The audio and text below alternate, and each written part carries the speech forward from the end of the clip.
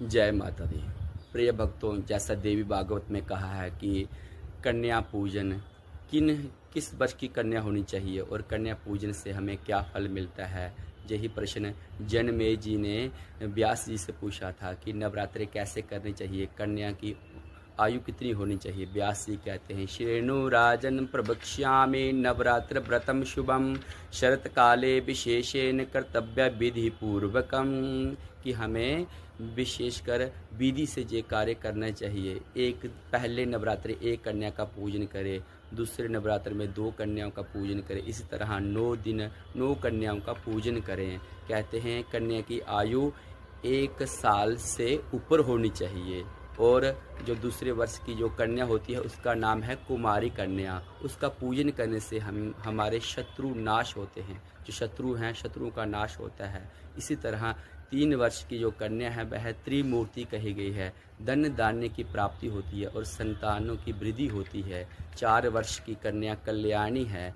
4 वर्ष की कन्या का पूजन करने से हमें विद्या मिलती है और राज्य सुख मिलता है। 5 वर्ष की कन्या जो है वह रोहिणी का रूप है और 5 वर्ष की कन्या का पूजन करने से रोगों से मुक्ति मिलती है, सारे रोग नष्ट हो जाते हैं। 6 वर्ष की कन्या जो है वह कालिका का रूप है और वह उसका पूजन करने से शत्रु शांत हो जाते हैं और पद प्रतिष्ठा बढ़ती है। और 7 वर्ष की कन्या का नाम है चंडिका। चंडिका का पूजन करने से ऐश्वर्य में बढ़ोतरी होती है, हर चीज़ मिल जाती है और हर सारे सुख मिल जाते हैं। 8 वर्ष की कन्या का नाम है शंभवी और 8 वर्ष की कन्या का पूजन करने से समाज में लोकप्रिय बढ़ती है। और 9 वर्ष की कन्या का नाम है दुर्गा देवी। 9 वर्ष की कन्या का पूजन करने से शत्रुओं पर विजय प्राप्त होती है और कार्य जल्दी सिद्ध हो जाते हैं। 10 वर्ष की कन्या जो है वह सुभद्रा है।